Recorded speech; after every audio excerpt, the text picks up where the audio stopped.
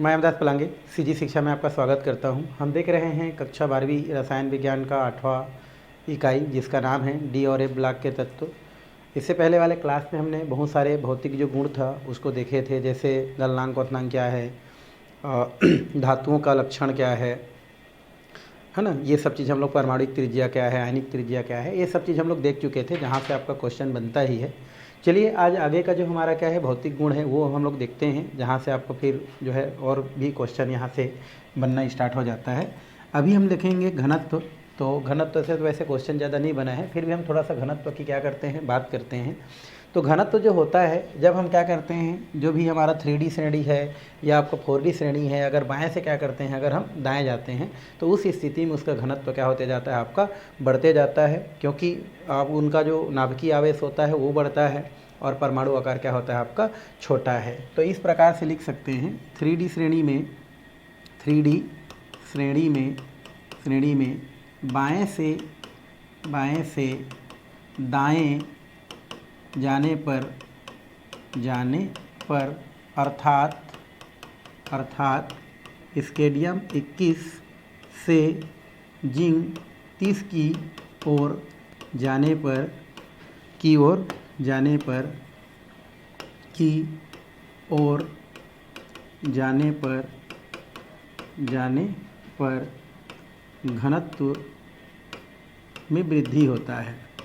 घनत्व में वृद्धि होता है। घनत्व में कैसा होता है भाई, हमारा वृद्धि होता है, घनत्व में वृद्धि होता है। तो अगर हम क्या करते हैं 3D श्रेणी में अगर स्केडियम से लेकर के जिंक की ओर बढ़ते हैं तो उस स्थिति में घनत्व की वृद्धि होता है, क्योंकि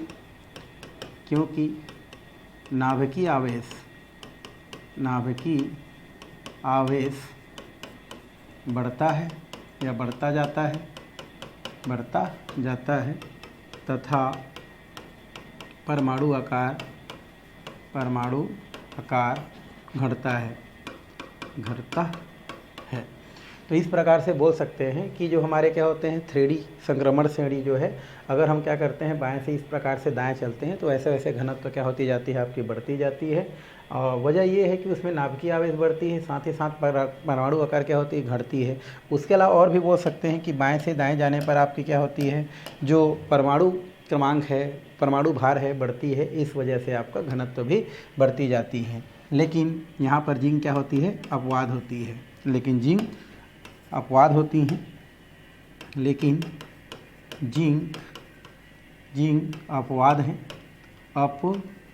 हैं, क्योंकि उनकी जो घनत्व है वो कम होती हैं, घनत्व कम होती है। तो इस तरीक़ा से घनत्व से रिलेटेड बातें क्या की जा सकती है, बताई जा सकती हैं। तो ये तो हो गया आपका घनत्व का। चलिए अब हम बात करते हैं आगे ऑक्सीडेशन नंबर क्या है, ऑक्सीकरण अवस्था क्या है, इनकी हम लोग क्या करते हैं, बात करते हैं, इसको हम लोग देखते हैं। तो ऑक्सीकरण संख्या में अगर हम बात करें तो जो 3D अगर हम श्रेणी की बात करें, प्रथम संक्रमण श्रेणी के तत्वों की बात करें, जिसे हम 3D श्रेणी कहते हैं, तो जो 3D श्रेणी के जो तत्व होते हैं उसमें अगर स्केडियम को छोड़ दिया जाए, 3D श्रेणी किसको बोलते हैं भाई, प्रथम संक्रमण श्रेणी को कहते हैं। तो 3D श्रेणी जो होता है, 3D श्रेणी में अगर हम क्या करें, स्केडियम को छोड़ दें और साथ में हम अंतिम तत्व जिंक को छोड़ दें, तो इनको छोड़ करके बाकी जितने भी तत्व होते हैं वो परिवर्ती संयोजकता या परिवर्ती ऑक्सीकरण अवस्था दर्शाते हैं। और इनके परिवर्ती ऑक्सीकरण अवस्था या परिवर्ती संयोजकता दर्शाने के पीछे कारण ये होती है कि इनमें उपस्थित जो N-1 D कक्षक और NS कक्षक, जिसे हम संयोजी कोष कहते हैं, इन दोनों के जो ऊर्जा होती है उन ऊर्जा में बहुत कम अंतर होती है। इसलिए बंध बनाने में दोनों हमारे क्या होती हैं, जो कक्षक होती हैं उनके इलेक्ट्रॉन क्या करती हैं, भाग लेती हैं। और इनकी जो आपकी संयोजकता होती है, परिवर्ती संयोजकता होती है, वो आपका N+ है ना, S से क्या की जा सकती है, ज्ञात की जा सकती है, जहाँ पर N का जो मान होती है वो अयुग्मित इलेक्ट्रॉनों की संख्या को शो करती है और S जो है बाह्यतम कोष में उपस्थित इलेक्ट्रॉनों की संख्या को क्या करती है, प्रदर्शित करती है। अगर हम जो है 3D श्रेणी की बात करें तो आपका बोल सकते हैं, आपका इधर आपका क्रोमियम, मैग्नीज और जो क्या होती है, आयरन जो होती है ना, क्रोमियम हो गया, मैग्नीज हो गया, है ना, उसके अलावा आपका जो क्या होती है, जो आयरन होती है, इनकी जो ऑक्सीकरण संख्या होती है वो क्या होती है आपकी, ज़्यादा होती है, अधिक होती है। और अगर 3D श्रेणी में बाएं से क्या की जाती है, दाएं बढ़ी जाती है, तो उस स्थिति में आपका स्केडियम से लेकर के आपका कहाँ तक भाई हम लोग यहाँ पर बोल सकते हैं मैग्नीज तक आपकी जो ऑक्सीडेशन नंबर है क्या होती है, बढ़ती जाती है। क्योंकि वहाँ पर N-1 जो डी कक्षक होती है इनके पास, उनमें युग्मित इलेक्ट्रॉन की संख्या क्या होती है आपकी, बढ़ती जाती है। इस वजह से आपको ऑक्सीडेशन नंबर भी बढ़ती जाती है। लेकिन मैग्नीज से लेकर के आगे जिंक तक जो है उन तत्वों की ऑक्सीडेशन क्या होती जाती है, कम होती जाती है। क्योंकि वहाँ पर क्या होती है आपका N-1 डी कक्षकों की या में उपस्थित जो युग्मित इलेक्ट्रॉन की संख्या है वो घटती जाती है। क्यों? क्योंकि जैसे आयरन से आगे बढ़ते हैं तो हमारा जो सिंगल इलेक्ट्रॉन होती है वो डबल होना स्टार्ट कर देती है, जिससे युग्मित इलेक्ट्रॉनों की संख्या आपकी क्या हो जाती है, आपकी घट जाती है। तो इस तरीक़ा से ऑक्सीडेशन नंबर को बताई जाती है। यदि स्केडियम की बात की जाए, तो स्केडियम जो होती है उसके अंतिम कक्षक में 2 इलेक्ट्रॉन और डी में आपके कितनी होती है, आपका N-1 डी कक्षक में अगर हम बात करें तो इनमें 1 इलेक्ट्रॉन होती है। तो उस स्थिति में हमारे जो स्केडियम होती है वो डी का 1 इलेक्ट्रॉन और एक एस का इलेक्ट्रॉन मिला करके ये आपको +2 ऑक्सीकरण अवस्था दर्शाती हैं। और अगर मान लेते हैं वो एस के दोनों इलेक्ट्रॉन को और डी के 1 इलेक्ट्रॉन को ले लेती है तो वो 3 ऑक्सीकरण अवस्था भी क्या करती हैं, दर्शाती हैं। और वे संक्रमण तत्व जिनमें +2 और +3 ऑक्सीकरण अवस्था जो है दर्शाई जाती है वो जनरली आयनिक बंध बनाती हैं। और अगर +2 +3 के से ज़्यादा अगर ऑक्सीडेशन नंबर प्रदर्शित करती हैं तो उस स्थिति में वो सहसंयोजी बंध को क्या करती हैं, निर्माण करती है। तो इतने सारे बातें जो है आपके किसके अंतर्गत रखी जाती है भाई, आपका ये जो ऑक्सीकरण अवस्था होता है उसके अंतर्गत रखी जाती है। तो जितना बात बोले हैं उनको हमको यहाँ पर थ्योरी पर लिखना है, क्योंकि नंबर वही देता है ना, जो हम लोग बोले हैं उसको थ्योरी में लिखने से ही आपको क्या होता है, नंबर प्राप्त होता है। तो चलिए चलते हैं हम लोग 3D श्रेणी के पास, है ना। तो 3D जो श्रेणी के होती हैं, तो 3D श्रेणी के यहाँ पर मैं लिख देता हूँ 3D श्रेणी के प्रथम तत्व स्केडियम 21 होता है परमाणु क्रमांक। तो 3D श्रेणी के प्रथम तत्व स्केडियम और अंतिम तत्व जिंक 30 को छोड़कर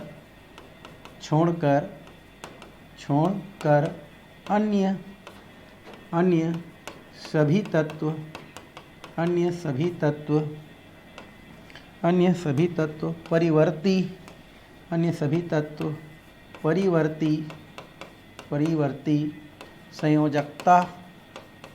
संयोजकता या परिवर्ती ऑक्सीकरण अवस्था या परिवर्ती ऑक्सीकरण अवस्था दर्शाती हैं।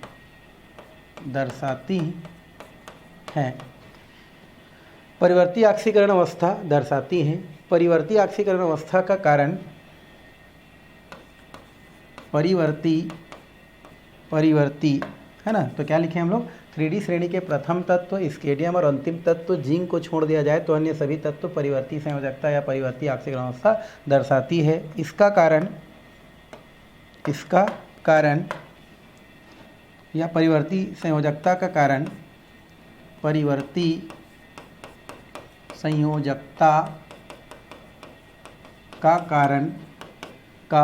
कारण या संक्रमण तत्वों में परिवर्ती संयोजकता का कारण,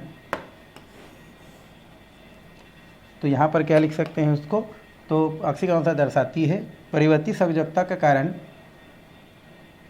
इसका कारण यह है कि संक्रमण तत्वों की N-1 डी कक्षक और N-1 डी कक्षक और NS कक्षक की ऊर्जा NS n-1 डी कक्षक और ns कक्षक की ऊर्जा में बहुत कम अंतर होती हैं, बहुत कम अंतर होती हैं। इस कारण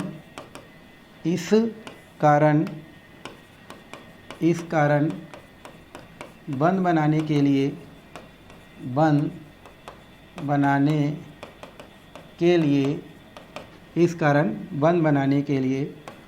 दोनों कक्षा के इलेक्ट्रॉन, इस प्रकार बंध बनाने के लिए दोनों कक्षा का इलेक्ट्रॉन भाग लेती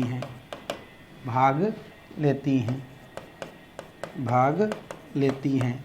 तो हम लोग लिख दिए 3D श्रेणी के प्रथम तत्व स्केडियम और अंतिम तत्व जिंक को छोड़ दिया जाए तो अन्य सभी तत्व परिवर्ती संयोजकता दर्शाती है। इसका कारण यह है कि संक्रमण तत्वों के n-1 डी कक्षक और ns कक्षक की ऊर्जा में बहुत कम अंतर होती है। इस कारण बंध बनाने में दोनों कक्षक के इलेक्ट्रॉन क्या करती है, भाग लेती है।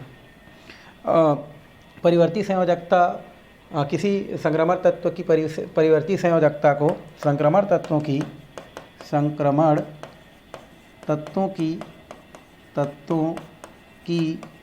परिवर्ती संयोजकता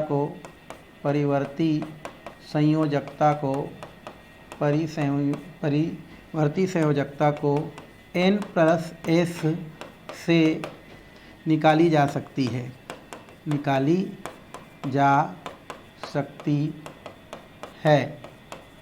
है जिसमें n अयुग्मित इलेक्ट्रॉनों की संख्या को, अयुग्मित मतलब सिंगल इलेक्ट्रॉन बोल सकते हैं, जिसमें n अयुग्मित इलेक्ट्रॉनों की संख्या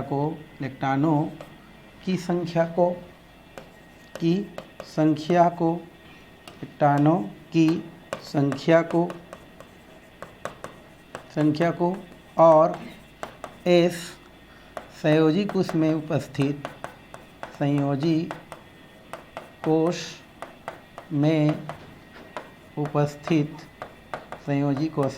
उपस्थित इलेक्ट्रॉन की संख्या को प्रदर्शित करती हैं,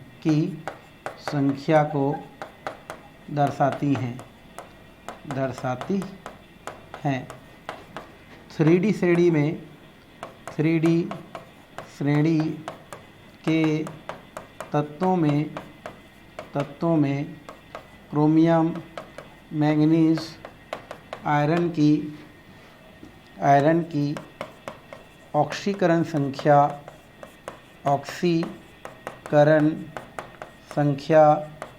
सबसे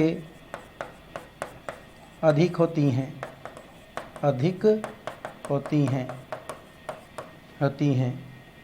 श्रेणी में बाएं से दाएं बढ़ने पर बाएं से दाएं जाने पर ऑक्सीकरण संख्या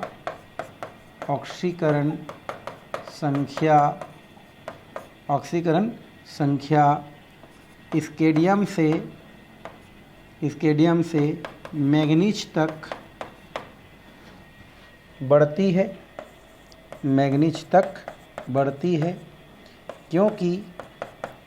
क्योंकि n-1 डी कक्षक में अयुग्मित इलेक्ट्रॉन की संख्या बढ़ती है, जबकि आयरन से जिंक तक ऑक्सीकरण संख्या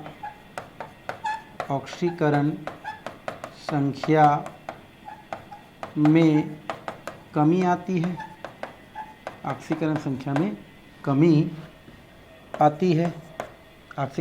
में कमी आती है।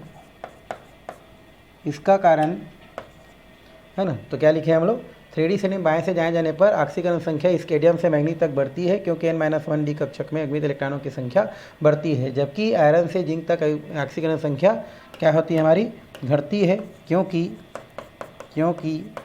n-1 डी कक्षक में n-d कक्षक में अयुग्मित इलेक्ट्रॉन की संख्या क्या होती है हमारी, घटती है।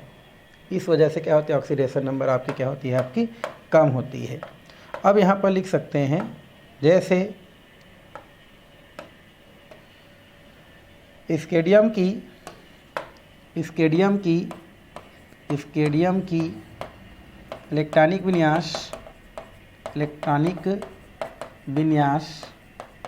विन्यास कैसा होती है भाई हमारा, लास्ट में अगर हम बात करें तो ये क्या होती है हमारा 3s2 और 4s2 और 3d होती है का इलेक्ट्रॉनिक विन्यास 4s2 3d1 होती है, जिसमें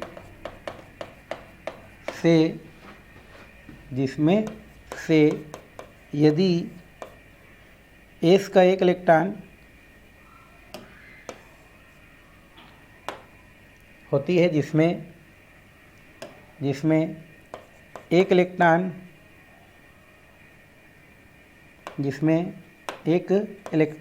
s कक्षक से और एक इलेक्ट्रॉन d कक्षक से निकल जाने पर +2 ऑक्सीकरण अवस्था दर्शाती है। +2 ऑक्सीकरण अवस्था दर्शाती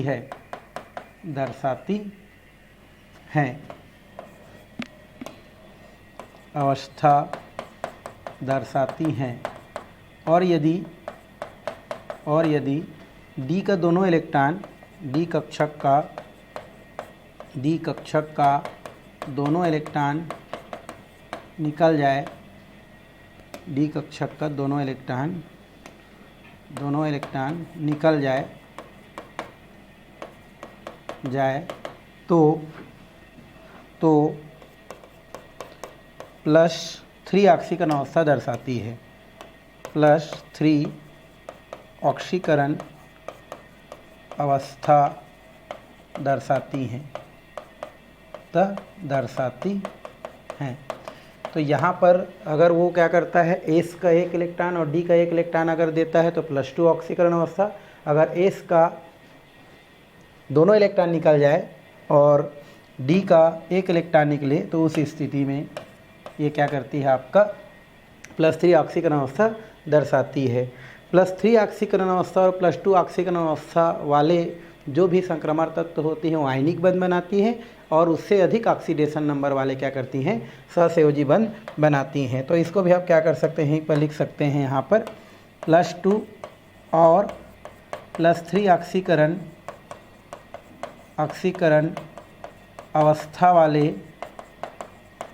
अवस्था वाले संक्रमण तत्व आयनिक बंध और उससे अधिक ऑक्सीकरण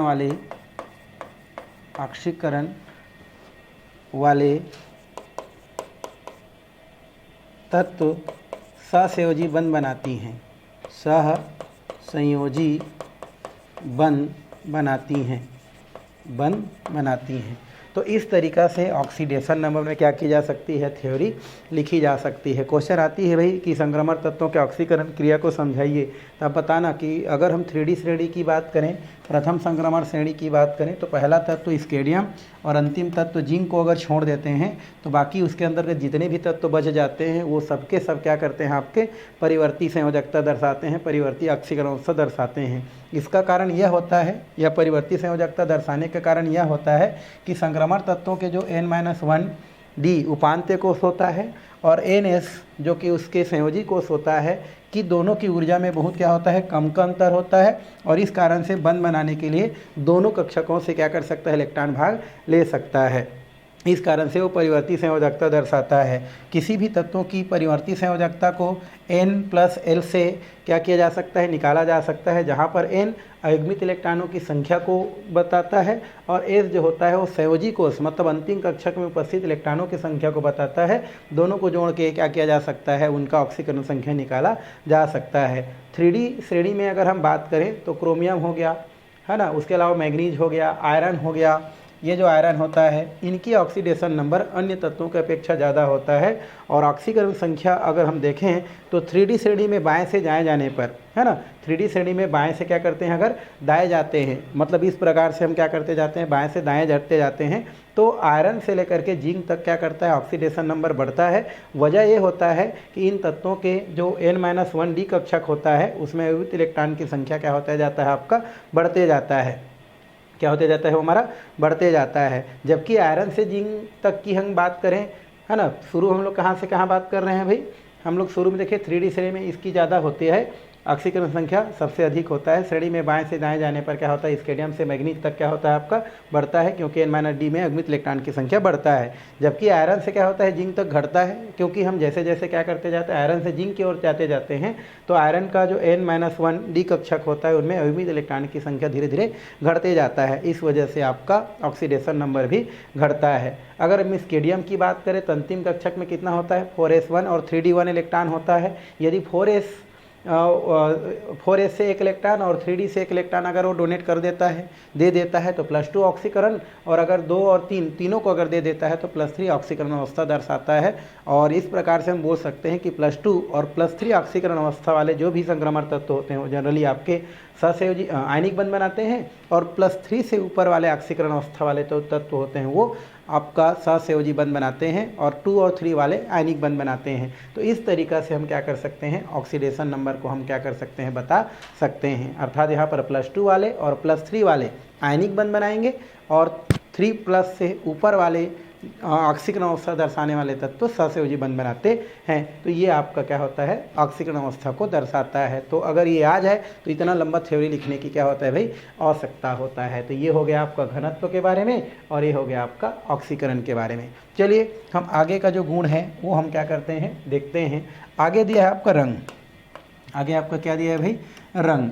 रंग की अगर हम बात करें, रंग मतलब क्या होता है, कलर होता है भाई। रंग की बात करें तो जो 3D श्रेणी के जो तत्व हैं, है ना, तो 3D श्रेणी के तत्व, या ये बोल सकते हैं कि जो 3D श्रेणी के जो संक्रमण तत्व होते हैं, संक्रमण जो धातु होते हैं या उनके जो यौगिक होते हैं, है ना, या संक्रमण तत्वों के जो धातु हैं या संक्रमण तत्व या संक्रमण धातु हैं या उनके यौगिक हैं, वो जो है वो ठोस अवस्था में या विलयन अवस्था में क्या करते हैं, रंग जो है दर्शाते हैं, रंग जो है प्रदर्शित करते हैं, रंग उत्पन्न करते हैं, रंग दर्शाते हैं।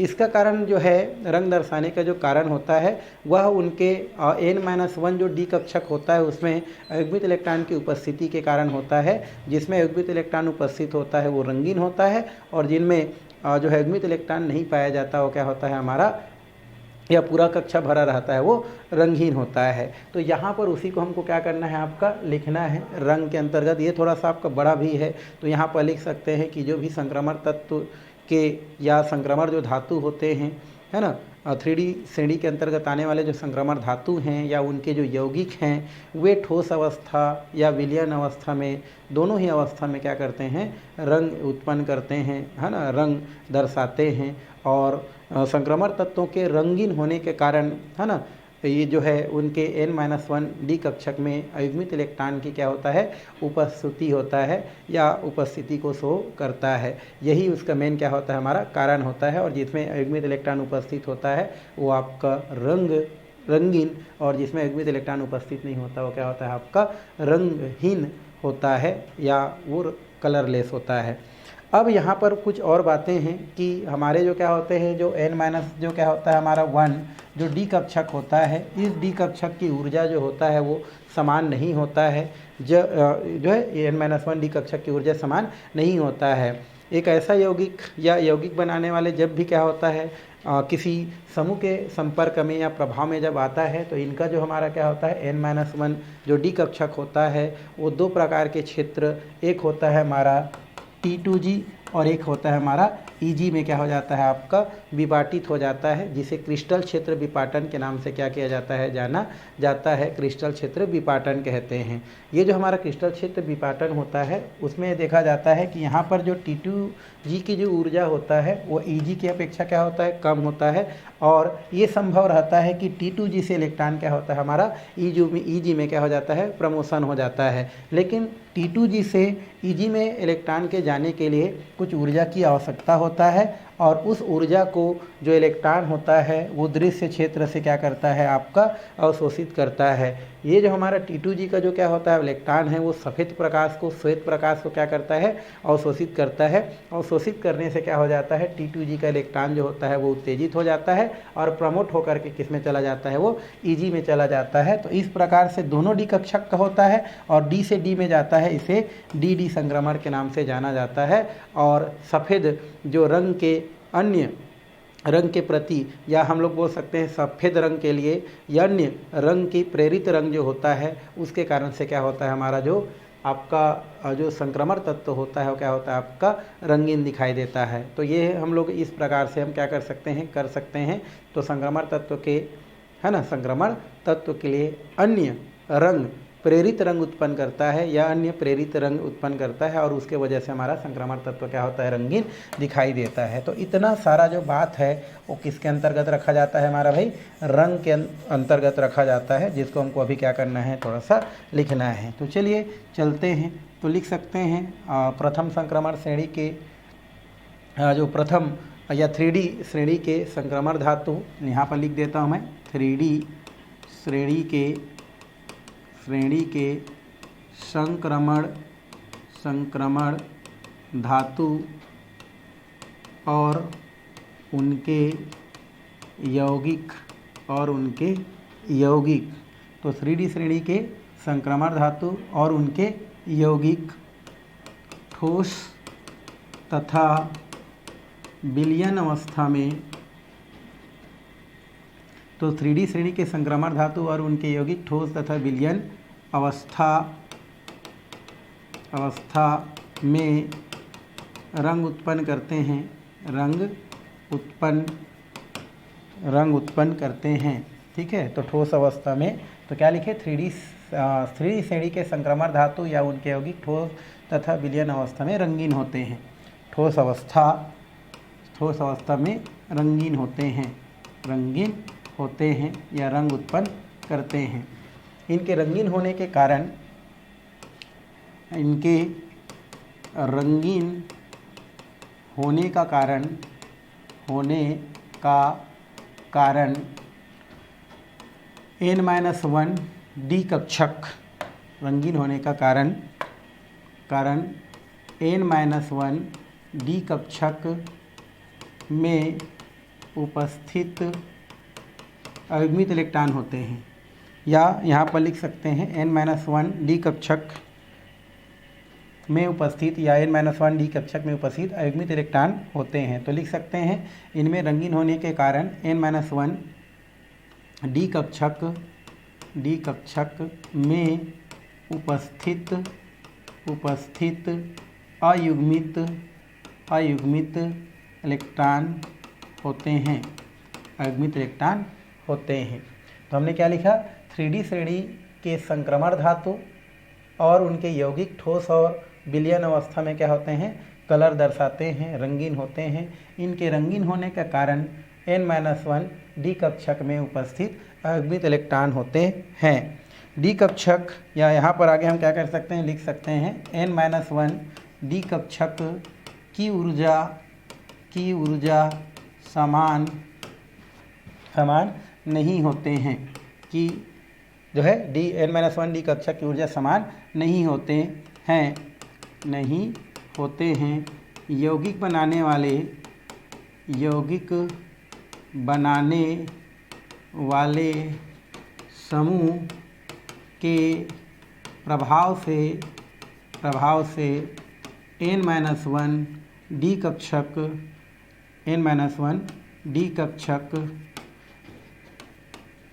Eg और है ना, Eg कक्षक Eg और T2G में विपाटित हो जाते हैं, विपाटित हो जाते हैं, विपाटित हो जाते हैं। Eg और T2G में क्या हो जाते हैं, विपाटित हो जाते हैं, विपाटन हो जाता है। तो यहाँ पर क्या लिखे, यौगिक बनाने वाले समूह के प्रभाव से N-1 है ना डी कक्षक Eg और T2G में विपाटित हो जाते हैं, विपाटित हो जाते हैं। तो यहाँ पर लिख सकते हैं विपाटित हो जाते हैं, विपाटित हो जाते हैं। इसे क्रिस्टल क्षेत्र विपाटन कहते हैं, विपाटन कहते हैं, क्रिस्टल क्षेत्र विपाटन कहते हैं, क्रिस्टल क्षेत्र विपाटन कहते हैं। Eg और T2G के ऊर्जाओं में अंतर होता है, अंतर होता है। तो T2G और Eg की ऊर्जाओं में अंतर होता है।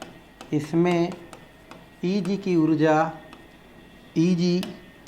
इसमें Eg की ऊर्जा अधिक और T2G की ऊर्जा कम होती है, कम होती है। तथा Eg तथा T2G से इलेक्ट्रॉन का वर्धन प्रमोशन बोल सकते हैं, प्रमोशन वर्धन, तथा T2G से इलेक्ट्रॉन का वर्धन या प्रमोशन Eg में संभव होती है, Eg में संभव होती हैं, संभव होती हैं, Eg में क्या होती है, संभव होती है। इलेक्ट्रॉन के प्रमोशन के लिए, इलेक्ट्रॉन के प्रमोशन के लिए, वर्धन के लिए, प्रमोशन के लिए कुछ ऊर्जा की आवश्यकता होती है, कुछ ऊर्जा की आवश्यकता होती है, जिसे वर्धन के लिए कुछ ऊर्जा की आवश्यकता होती है, जिसे दृश्य क्षेत्र से श्वेत प्रकाश के रूप में क्या की जाती है, ली जाती है, जिसे श्वेत प्रकाश के रूप में, श्वेत प्रकाश के रूप में दृश्य क्षेत्र से अवशोषित की जाती है।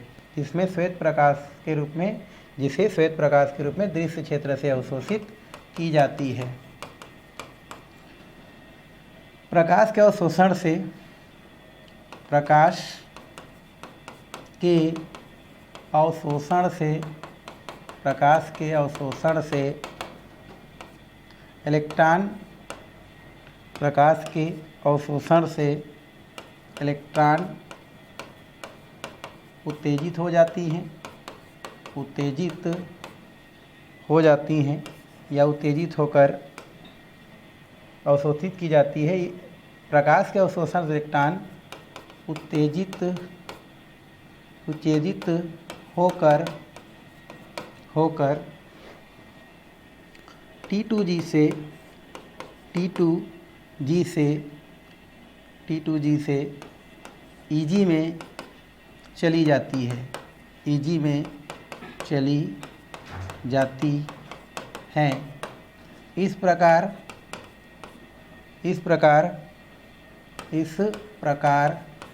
का प्रमोशन, इस प्रकार डी कक्षक से डी कक्षक में इलेक्ट्रॉन के जाना, इस प्रकार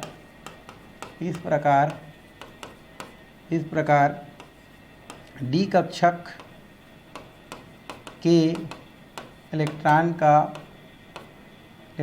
का डी कक्षक में प्रमोशन, डी कक्षक में जाना डी संक्रमण कहलाती है, जाना डी संक्रमण कहलाती है, डी संक्रमण कहलाती हैं, डी संक्रमण कहलाती हैं, डी संक्रमण कहलाती हैं।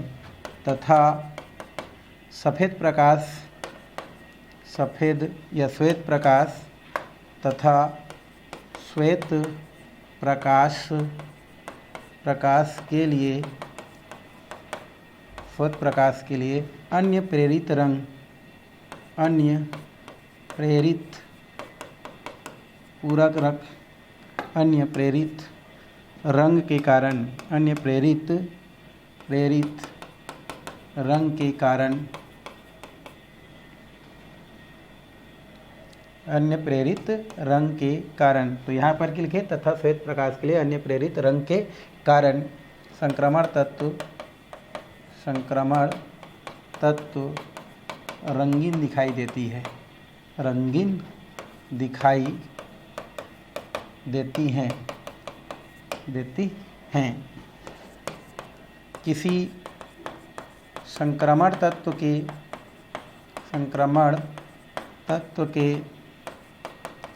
रंगीन अथवा रंगीन होना, अथवा किसी संक्रमण तत्व के रंगीन अथवा रंगीन होना उस संक्रमण तत्व के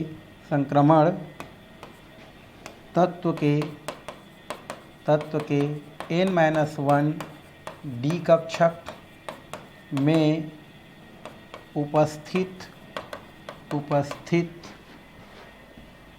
अयुग्मित इलेक्ट्रॉन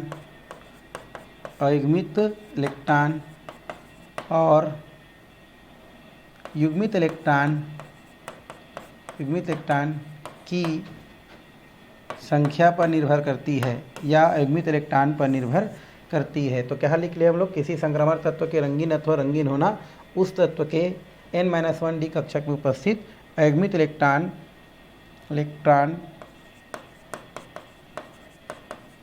पर निर्भर करती हैं।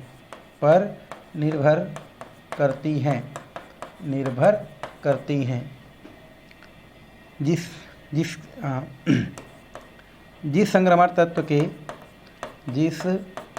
संक्रमण तत्व के n-1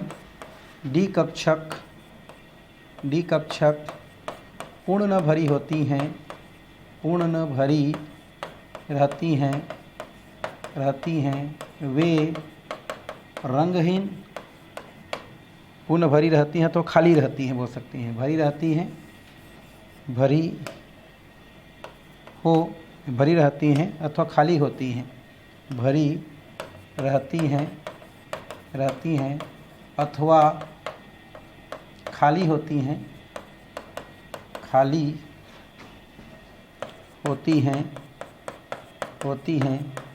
वे रंगहीन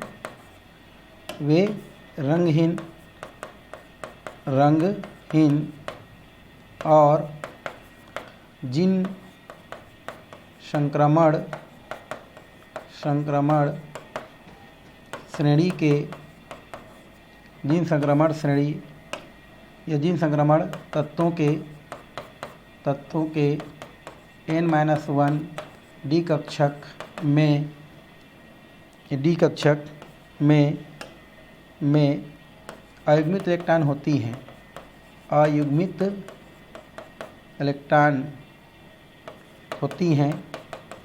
होती हैं, वे रंगीन होती हैं।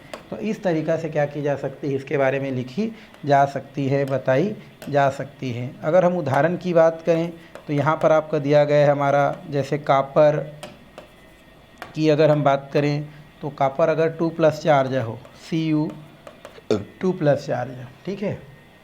तो यहाँ पर हमारा कापर की बात करें तो 3D श्रेणी में संक्रमण धातु या उनके यौगिक ठोस अथवा विलयन अवस्था में क्या होते हैं, हमारे रंगीन होती हैं। तो यहाँ पर हम देखें तो ये हमारा क्या होता है, हमारा कॉपर 2+ की बात करें, या हम जो है TiO2 की बात करें, ये क्या होती हैं, सफ़ेद होती हैं। कैसी होती हैं आपकी, सफ़ेद होती हैं। वजह ये होती है कि जो कॉपर की हम बात लास्ट में बात करें तो 4s कितना होती है हमारा 1, और ये 3d कितनी हो जाती है आपका 9 हो जाती है, जिसमें डी कक्षक क्या होती है आपका इनकम्प्लीट भरी रहती है। इसी प्रकार टाइटेनियम की अगर हम बात करें तो टाइटेनियम जो होती है उनमें भी क्या होती है, युग्मित इलेक्ट्रॉन पाई जाती है, इसलिए क्या होती है आपकी वो रंगीन अवस्था। अच्छा, यहाँ पर ये रंगीन है। अगर इसी को हम लोग उल्टा कर दें थोड़ा सा, कैसे कर दें, इसको ऐसे करें, जो है कॉपर प्लस कर दें, कॉपर +1 कर दें, कॉपर +1 करें, ये क्या होगी आपकी रंगहीन होगी, रंगहीन होगी। क्यों, क्योंकि 4s हमारा जो क्या होता है ये 1 इलेक्ट्रॉन और 3d में 10 इलेक्ट्रॉन होती है, तो एक इलेक्ट्रॉन अगर यहाँ से चले जाए तो 3d क्या होती है आपकी पूरा भरी रहती है, तो इस स्थिति में ये रंगहीन होगा। और अगर 2 कर दिया जाए तो रंगीन होता है। उसी प्रकार टाइटेनियम ऑक्साइड की बात करें, ये भी कैसा होता है आपका रंगहीन ही होता है, क्योंकि टाइटेनियम की अगर हम बात करें तो यहाँ पर उसके अंतिम में कितना इलेक्ट्रॉन होता है आपका 2 इलेक्ट्रॉन होता है, और उसमें अगर 4 इलेक्ट्रॉन को शो करता है तो 2 इलेक्ट्रॉन को 3d से पूरा कर दिया तो पूरा खाली हो जाता है, इसलिए क्या होता है आपका रंगीन होता है। तो इस तरीक़ा से संक्रमण तत्व होता है। संक्रमण तत्व के इस प्रकार से किसको बताया जा सकता है भाई, आपका रंग को बताया जा सकता है। तो जो संक्रमण तत्व होते हैं वे संक्रमण तत्व धातु रूप में या यौगिक रूप में देखा जाए या ठोस या विलयन अवस्था में क्या होते हैं, रंगीन होते हैं। और इनके रंगीन होने के पीछे कारण क्या होता है आपका N-1 जो डी कक्षक होता है उसमें उपस्थित अयुग्मित इलेक्ट्रॉन के कारण होता है। N-1 की जो ऊर्जा होता है वो देखा जाए डी की ऊर्जा समान नहीं होता है, यौगिक बनाने वाले समूह के जैसे ही संपर्क में आता है N-1 डी कक्षक जो है 2 प्रकार के कक्षक में क्या हो जाता है आपका डिवाइड हो जाता है, एक Eg और एक T2G में विपाटित हो जाता है, जिसे हम क्या बोलते हैं क्रिस्टल क्षेत्र विपाटन कहते हैं। यहाँ पर Eg की ऊर्जा जो है ज़्यादा और T2G की ऊर्जा क्या होती है आपकी कम होती है। और ये है कि Eg पर जो इलेक्ट्रॉन का स्थानांतरण T2G से क्या होती है संभव होती है, मतलब T2G से इलेक्ट्रॉन Eg में क्या कर सकती है आसानी से जा सकती है, जिसके लिए उसको कुछ ऊर्जा की आवश्यकता होती है, जिस ऊर्जा को दृश्य क्षेत्र से श्वेत प्रकाश के रूप में लेती हैं, जिसके कारण से इलेक्ट्रॉन उत्तेजित हो जाती हैं और उत्तेजित होकर के आपका T2G से किस में चली जाती हैं, Eg में चली जाती हैं, जिसे डी संक्रमण के नाम से क्या की जाती है जानी जाती है। और इस प्रकार श्वेत प्रकाश के लिए जो भी हमारा अन्य प्रेरित रंग जो उत्पन्न होती हैं उसी के वजह से हमारे जो संक्रमण तत्व होती हैं वो क्या होती है रंगीन दिखाई देती हैं। तो इस तरीक़ा से क्वेश्चन इसके अंतर्गत की जा सकती है और ये आपको क्या होती है इम्पोर्टेंट जो होती है जिसको आपको पेपर में पूछी जा सकती है। यहाँ से इस टाइप के भी क्वेश्चन पूछी जा सकती है कि ये दे दिया रहेगा और पूछेगा ये रंगीन है और रंगीन है। जैसे यहाँ पर अगर हम क्वेश्चन करें अगर तो यहाँ से हम क्या कर सकते हैं बता सकते हैं कैसे। मान लो यहाँ पर बोल रहे हैं कॉपर +1 रंगहीन है, रंगहीन है, जबकि कॉपर 2+ रंगीन है क्यों, रंगीन है क्यों, ऐसा आपको क्वेश्चन कर रहा है। तो इसके लिए आप क्या कर सकते हैं आसानी से इसका जवाब दे सकते हैं। जैसे कॉपर की बात करें, कॉपर +1 की बात करें, कॉपर का परमाणु क्रमांक कितना होता है भाई आपका 29 होता है। कॉपर का परमाणु क्रमांक 29 होता है। तो इलेक्ट्रॉनिक विन्यास 1s2 2s2 2p6 3s2 है ना, 3p6 4s2 और यहाँ पर 3d क्या होता है हमारा आपका 4 होता है। ठीक है, अगर 29 है तो 9 होगा, कितना होगा यहाँ पर 9। तो यहाँ पर 4s2 और 3d कितना हो जाता है हमारा 9 हो जाता है। तो उस स्थिति में अगर हम देखें, इस स्थिति में अगर हम क्या करें देखें तो यहाँ पर आप जानते हो ये अबाउ का नियम का पालन नहीं करता है भाई, पहले मैं आपको बताया था। ठीक है, तो अबाउ का नियम का पालन नहीं करता है। तो उस स्थिति में क्या होता है ये हमारा क्या हो जाता है 10 हो जाता है और यहाँ पर कितना हो जाता है हमारा 1 हो जाता है। तो इस स्थिति में देखो हमारा कॉपर का कितना हो गया, इसमें 10 हो गया, इसमें 1 हो गया। ये इसका वास्तविक इलेक्ट्रॉनिक विन्यास होता है। ठीक है, लेकिन हम देख रहे हैं कि यहाँ पर कितना दिखा रहा है हमारा, अगर +1 की बात करें तो उसका मतलब है 1 इलेक्ट्रॉन डोनेट कर रहा है। तो कहाँ से इलेक्ट्रॉन पहले डोनेट होता है, ये हमारा संयोजी कोष से इलेक्ट्रॉन पहले निकलता है। इसलिए 4s से जब 1 इलेक्ट्रॉन निकल जाता है उसके बाद भी हम देखते हैं तो डी कक्षक में क्या होता है पूरी तरीक़ा से क्या होता है आपका इलेक्ट्रॉन जो है भरा होता है। मतलब पूरा जो है हमारा 10 इलेक्ट्रॉन जो होता है वो 10 इलेक्ट्रॉन किस में भरा होता है हमारा, 1 2 3 4 5 6 7 8 9 और 10। तो ये पूरा इसका डी कक्षक क्या है, पूरा भरा हुआ है। और डी कक्षक जब पूरा भरा रहता है तो वो कैसा होता है आपका, रंगीन होता है। तो जब भी आप इलेक्ट्रॉन निकालेंगे, कहाँ से निकालेंगे, आपका अंतिम जो कक्षक होता है ना, 3D या 4D या 5D रहेगा उससे नहीं, बल्कि S वाला कक्षक से इलेक्ट्रॉन पहले निकलता है और वहाँ पर ही पहले भरता है। तो यहाँ पर डी कक्षक पूरा पूरा क्या हुआ है, भरा हुआ है, इसलिए कॉपर +1 चार्ज वाला क्या होता है हमारा, रंगहीन होता है। लेकिन जैसे ही क्या करते हैं, इसमें हम लोग +2 ऑक्सीकरण अवस्था अगर वो दर्शाता है तो उस स्थिति में एक इलेक्ट्रॉन तो S से जाता ही है, अगर और एक ठो इलेक्ट्रॉन की ज़रूरत है तो उस स्थिति में यहाँ से उसको इलेक्ट्रॉन देना पड़ता है और 10 की जगह कितना हो जाता है आपका, 9 हो जाता है। और जैसे ही 9 होता है आपका उनमें अयुग्मित इलेक्ट्रॉन क्या हो जाता है, उपलब्ध हो जाता है। कैसे, तो यहाँ पर हम 1 2 3 4 और ये क्या हो गया 5, तो 1 2 3 4 5 6 7 8 9 हो गया। तो एक हमारा क्या हो गया, इसमें अयुग्मित इलेक्ट्रॉन हो गया, अयुग्मित इलेक्ट्रॉन हो गया। और इस अयुग्मित इलेक्ट्रॉन के कारण ये जो हमारा कॉपर 2+ हो जाता है वो कैसा हो जाता है आपका, रंगीन हो जाता है। तो इस टाइप का आपका क्वेश्चन पूछा जाता है, ये रंगीन है और रंगीन है, तो आपको उसको लिखना कि ये रंगीन इसलिए है ना। उसके बाद ये निकालना पड़ेगा, इलेक्ट्रॉनिक विन्यास निकाल के बताना पड़ेगा कि ये इसलिए रंगीन है क्योंकि इसमें क्या होता है, डी कक्षक पूरा पूरा क्या हुआ है, भरा हुआ है, इसलिए वो रंगीन है। और ये इसलिए रंगीन है क्योंकि इसमें जो है डी कक्षक में अयुग्मित इलेक्ट्रॉन पाया जाता है। तो जो भी कलर होने के पीछे कारण क्या होता है हमारा, अयुग्मित इलेक्ट्रॉन की संख्या है। जिनमें अयुग्मित इलेक्ट्रॉन पाया जाता है वो आपका कैसा होता है, आपका रंगीन होता है। जिनमें अयुग्मित इलेक्ट्रॉन नहीं पाया जाता है, मतलब सब जोड़ा में रहते हैं, तो वो क्या होता है आपका, रंगीन होता है। तो यहाँ से ये वाला क्वेश्चन तो आपको पूछ ही सकता है। इसके अलावा आपको इस टाइप से छोटे छोटे क्वेश्चन में और भी क्या कर सकता है, आपको क्वेश्चन पूछ सकता है। तो इसको आपको ध्यान में रखना है। और यहाँ पर जिस प्रकार से डी कक्षक का विपाटन हुआ है उसको इस प्रकार से क्या किया जा सकता है, दर्शाया जा सकता है।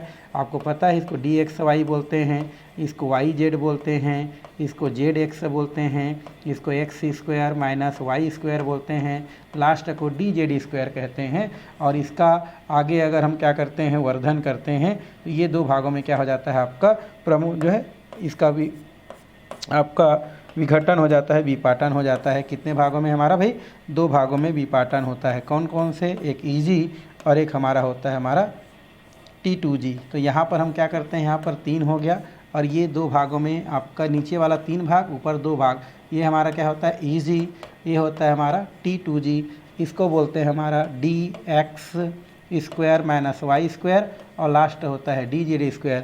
इसका मतलब होता है DXY, इसका मतलब है YZ और ये होता है हमारा ZX।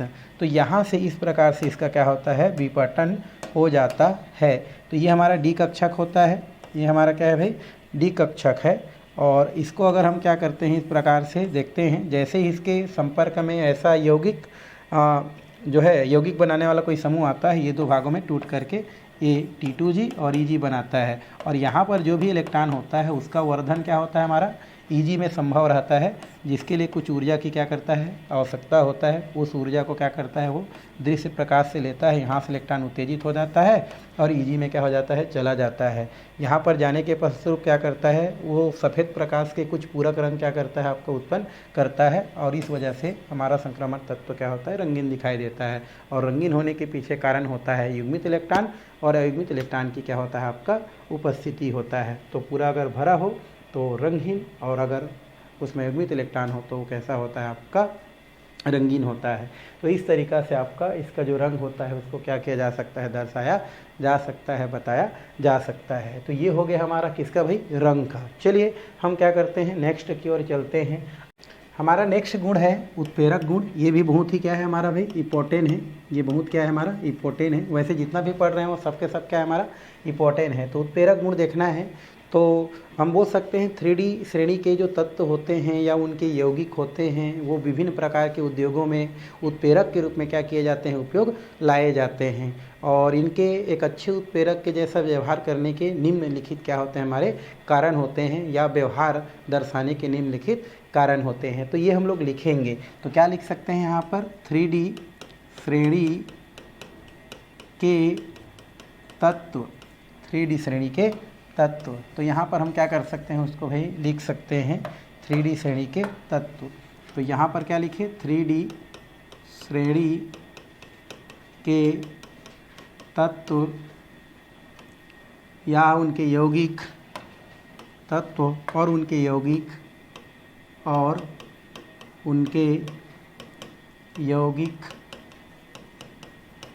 है ना, उनके यौगिक विभिन्न उद्योगों में उत्प्रेरक के जैसा व्यवहार करते हैं। इनके उत्प्रेरक व्यवहार के पीछे निम्नलिखित कारण होते हैं। 3D के अच्छे उत्प्रेरक होने के निम्नलिखित कारण होते हैं। तो क्या लिखे, 3D श्रेणी के तत्व और उनके यौगिक विभिन्न उद्योगों में उत्प्रेरक के जैसा व्यवहार करते हैं या उत्प्रेरक के रूप में क्या किए जाते हैं, प्रयोग किए जाते हैं। उत्प्रेरक के रूप में उपयोग किए जाते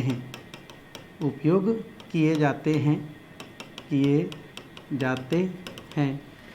संक्रमण तत्व के उत्प्रेरक होने के निम्नलिखित क्या होते हैं, कारण होते हैं। तो यहाँ पर लिख सकते हैं, संक्रमण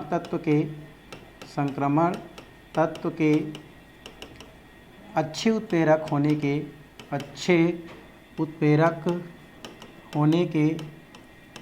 होने के निम्न कारण होते हैं या निम्न कारण हैं। उत्प्रेरक होने के निम्न कारण हैं। तो इस तरीक़ा से हम बता सकते हैं। तो 3D श्रेणी के तत्व और उनके यौगिक विभिन्न उद्योगों में, है ना, उत्प्रेरक के रूप में उपयोग किए जाते हैं और संक्रमण तत्व के उत्प्रेरक होने के निम्न कारण होते हैं। पहला, है ना, संक्रमण तत्व के उत्प्रेरक होने के निम्न कारण होते हैं। पहला, संक्रमण तत्व में परिवर्ती संयोजकता और रिक्त डी कक्षक कारण माध्यमिक यौगिक बनाने के क्या होते हैं, हमारे विशेष गुण पाए जाते हैं। तो लिख सकते हैं, संक्रमण तत्वों के परिवर्ती संयोजकता, है ना, संक्रमण तत्वों में परिवर्ती संयोजकता और रिक्त डी कक्षक पाए जाते हैं, जिसके कारण वे क्या करते हैं, हमारे अभिकारकों के साथ क्या बनाते हैं, माध्यमिक यौगिक का निर्माण जो है बना सकते हैं। तो लिख सकते हैं, संक्रमण तत्वों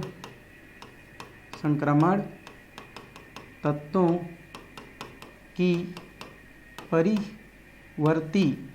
परिवर्ती संयोजकता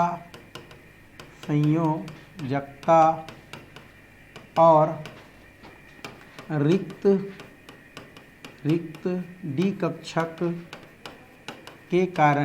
रिक्त डी कक्षक के कारण माध्यमिक यौगिक, तो क्या लिखे, संक्रमण तत्वों की परिवर्ती संयोजकता और रिक्त डी कक्षक के कारण ये अभिकारकों के साथ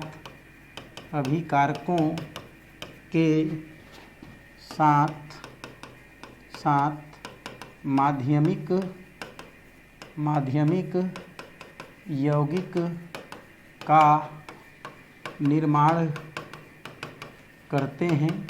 का निर्माण करते हैं। तो संक्रमण तत्व की परिवर्ती संयोजकता और रिक्त डी कक्षक के कारण ये अभिकारकों के साथ माध्यमिक यौगिक का निर्माण करते हैं या कर सकते हैं, जो आगे क्या करते हैं, उत्पाद में परिवर्तित हो जाते हैं। ठीक है। साथ ही निम्न संकीर्ण ऊर्जा के लिए पथ उपलब्ध कराते हैं, है ना, तथा निम्न संकीर्ण ऊर्जा के लिए पथ विकल्प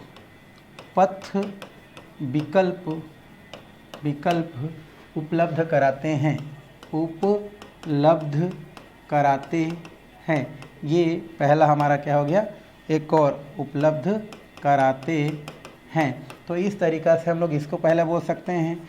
दूसरा हम ये बोल सकते हैं कि जो क्या होते हैं, संक्रमण तत्व जो होते हैं वो अभिकारक पदार्थों के लिए पृष्ठीय क्षेत्र उपलब्ध कराते हैं, जिसमें अभिकारक के जो अणु होते हैं वे अभिकारक के अणु क्या करते हैं, पृष्ठ क्षेत्र पर आते हैं, अवशोषित होते हैं और क्या करते हैं, क्रियाकर उत्पाद क्या करते हैं, निर्माण करते हैं। तो संक्रमण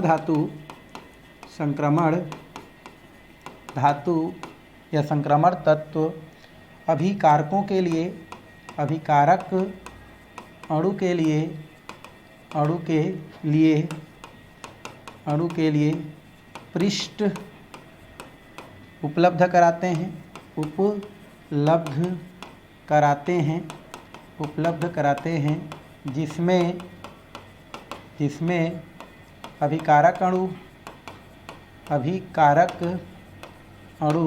अधिशोषित होकर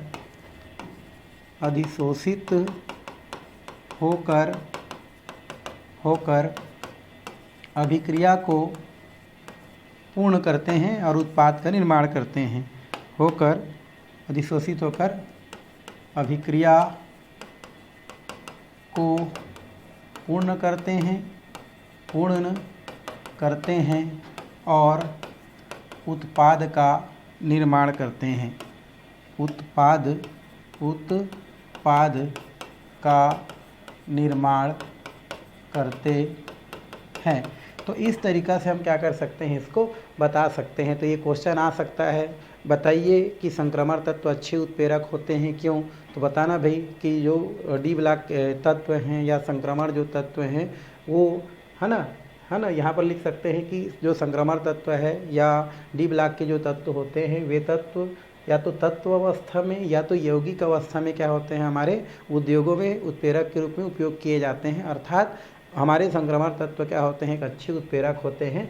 और ये अच्छे उत्प्रेरक होने की कुछ क्या होते हैं हमारे यहाँ पर कारण हैं। पहला कारण तो ये होता है कि जो संक्रमण तत्व होते हैं वो परिवर्ती संयोजकता दर्शाते हैं। परिवर्ती संयोजकता के अलावा इनके पास रिक्त डी कक्षक पाए जाते हैं और इस रिक्त डी कक्षक के कारण ये अभिकारकों के साथ क्या बनाते हैं, माध्यमिक यौगिक का क्या करते हैं, निर्माण करते हैं। और जैसे ही माध्यमिक यौगिक क्या करते हैं भाई, बनते हैं, वैसे ही वहाँ प्रोडक्ट बन जाते हैं और इसके अलावा अभिक्रियाओं के लिए संकीर्णन ऊर्जा भी क्या करते हैं, उपलब्ध कराते हैं। दूसरा, संक्रमण जो तत्व होते हैं है ना, वो अभिकारक अणु के लिए क्या करते हैं, पृष्ठ उपलब्ध कराते हैं, सतह उपलब्ध कराते हैं, जिस पर अभिकारक अणु क्या करते हैं, अधिशोषित होते हैं। अधिशोषित होकर की क्रिया करते हैं और उत्पाद का निर्माण करते हैं। तो इन कारणों के आधार पर हम बोल सकते हैं कि जो डी ब्लॉक के जो तत्व होते हैं वो अच्छे क्या होते हैं, आपके उत्प्रेरक होते हैं। तो इस तरीक़ा से उत्प्रेरक गुण को भी हम क्या कर सकते हैं, बता सकते हैं और ये भी आपको पेपर में क्या किए जा सकते हैं भाई, पूछे जा सकते हैं। चलिए हम नेक्स्ट की ओर क्या करते हैं,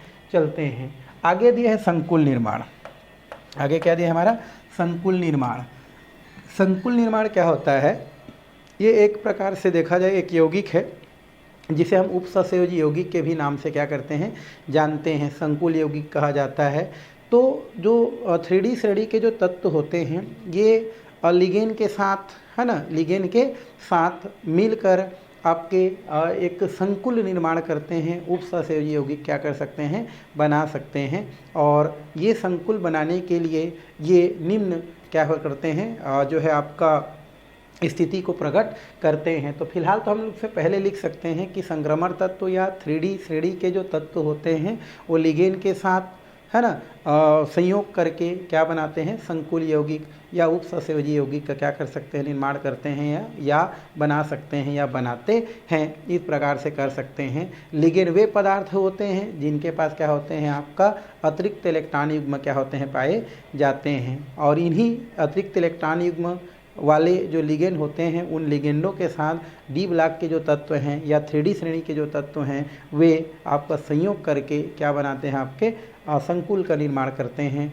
उपसंयोजी यौगिक बनाते हैं। और इस प्रकार से हम कह सकते हैं कि उपसंयोजी बंध बनाने के लिए इनके कई हमारे क्या होते हैं, कारण होते हैं जिनके कारण से संकुल क्या करते हैं, बनाते हैं। या संकुल बंध बनाने के इनके क्या होते हैं, कुछ कारण होते हैं जिन कारणों को हमको क्या करते हैं, यहाँ पर लिखते हैं। तो फिलहाल तो हम लोग ये बोल सकते हैं 3D श्रेणी के तत्व लिगेंड के साथ संयोग कर संकुल यौगिक या उपसंयोजी यौगिक का निर्माण करते हैं, है ना, उपसंयोजी यौगिक का निर्माण करते हैं। लिगेंड वे अणु या आयन होते हैं, लिगेन वे अणु या आयन होते हैं या होता है जिनके पास अतिरिक्त इलेक्ट्रॉन युग्म होता है, जिनके पास अतिरिक्त इलेक्ट्रॉन युग्म होता है। तो इस तरीक़ा से हम क्या कर सकते हैं, बता सकते हैं। जैसे साइनाइड हमारा लिगेंड है, क्लोरीन हमारा लिगेंड है ना, H2 हमारा क्या है, लिगेंड है। ये हमारे क्या होते हैं, सब लिगेंड होते हैं भाई। तो ये हमारा H2O लिगेंड हो गया। तो हमने क्या किया, 3D श्रेणी के जो तत्व हैं, 3D श्रेणी के तत्व लिगेंड के साथ मिल करके संकुल यौगिक या उपसहसंयोजी निर्माण करते हैं। लिगेंड वे होते हैं जिनके पास क्या होते हैं, अतिरिक्त इलेक्ट्रॉन युग्म पाए जाते हैं। संकुल निर्माण करने के लिए निम्न क्या होते हैं, हमारे कारण होते हैं। या संकुल निर्माण के लिए जो हमारे क्या होते हैं, डी ब्लॉक के जो तत्व होते हैं या 3D जो श्रेणी के जो तत्व होते हैं, उनमें निम्नलिखित क्या होते हैं, हमारे गुण होते हैं। तो लिख सकते हैं 3D श्रेणी के तत्वों द्वारा 3D श्रेणी के तत्वों द्वारा संकुल निर्माण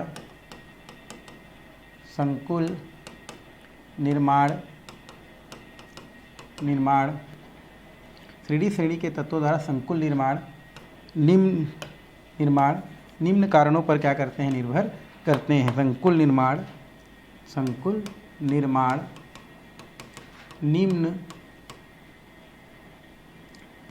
निम्न बातों पर निर्भर करते हैं। निम्न बातों पर क्या करते हैं भाई, निर्भर करते हैं।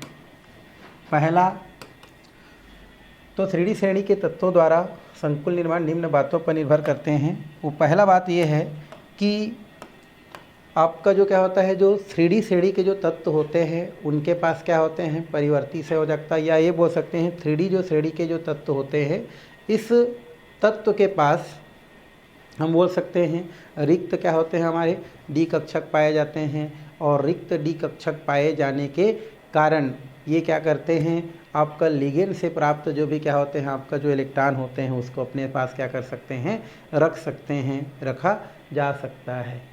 तो पहला हमने बताया कि जो भी डी ब्लॉक के जो क्या होते हैं, हमारे तत्व हैं या संक्रमण तत्व होते हैं, उनके पास क्या होते हैं, रिक्त डी कक्षक होते हैं, जो लिगेंड द्वारा प्राप्त इलेक्ट्रॉनों को क्या कर सकते हैं, रख सकते हैं। तो लिख सकते हैं संक्रमण श्रेणी के तत्वों के पास रिक्त डी कक्षक पाए जाते हैं जिनमें लिगेंड द्वारा प्राप्त इलेक्ट्रॉनों को क्या कर सकते हैं, रख सकते हैं। तो संक्रमण श्रेणी के तत्वों के पास क्या होते हैं, रिक्त डी कक्षक पाए जाते हैं जिसमें लिगेंड से प्राप्त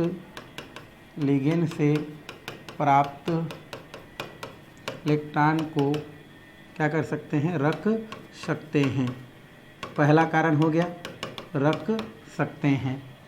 दूसरा, जो संक्रमण तत्व होते हैं उनके आकार छोटे और नाभिकीय आवेश अधिक होने के कारण लिगेंड को अपनी ओर क्या करते हैं, आकर्षित करते हैं। तो संक्रमण तत्व के तत्वों का आकार छोटा और नाभिकीय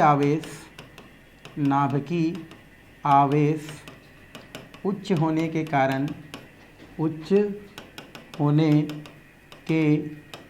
कारण लिगेंड अथवा दाता परमाणु को अपनी ओर आकर्षित करते हैं। अपनी ओर आकर्षित करते हैं।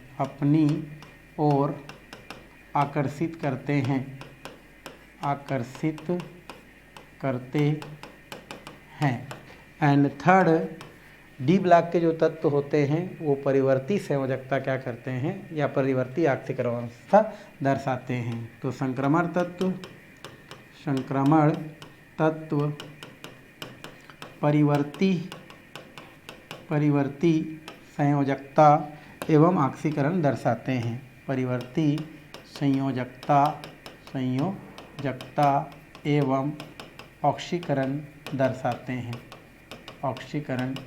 दर्शाते हैं। तो इस प्रकार से हम क्या कर सकते हैं, बता सकते हैं। तो ये क्वेश्चन भी आता है संकुल निर्माण, बताइए कि संक्रमण तत्व संकुल निर्माण में भाग लेते हैं। तो बोल सकते हैं हाँ, संक्रमण जो तत्व होते हैं, संक्रमण तत्व लिगेंड के साथ मिल करके संकुल यौगिक का या उपसंयोजी यौगिक का निर्माण करते हैं।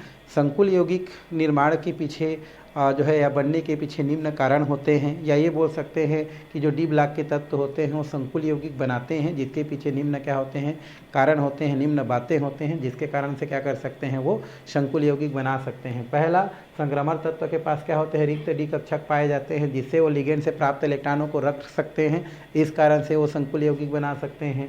संक्रमण तत्व के आकार छोटा और नाभिकीय आवेश क्या होते हैं, आपके ज़्यादा होने के कारण ये लिगेंड को अपनी ओर आकर्षित करते हैं। तो ये कारण होता है जिससे वो क्या बना सकते हैं, आपका संकुल बना सकते हैं। और उसके अलावा संक्रमण तत्व में परिवर्ती संयोजकता और ऑक्सीकरण अवस्था पाए जाते हैं। तो इन कारणों के आधार पर, इन बातों के आधार पर संक्रमण तत्व लिगेंड के साथ क्या बनाते हैं, आपके जो है संकुल यौगिक का निर्माण करते हैं। तो इस तरीक़ा से हम इसको क्या कर सकते हैं भाई, बता सकते हैं। तो ये हो गया आपका एक और गुण जिसको आपको प्रश्न पूछ सकता है। तो आज के लिए फ़िलहाल हम इस क्लास में इतना ही करते हैं। आने वाला जो क्लास है उसमें हम लोग जो है नेक्स्ट जो गुण है, जैसे आपका चुंबकीय गुण है ना, उसके अलावा मिश्र धातु का निर्माण है, अंतरकाशीय यौगिक बनाना है, ये हम लोग देखने वाले हैं, जो सबके सब आपके पेपर के लिए बहुत ही क्या होते हैं, महत्वपूर्ण होते हैं भाई। तो हम लोग नेक्स्ट वीडियो में देखने वाले हैं।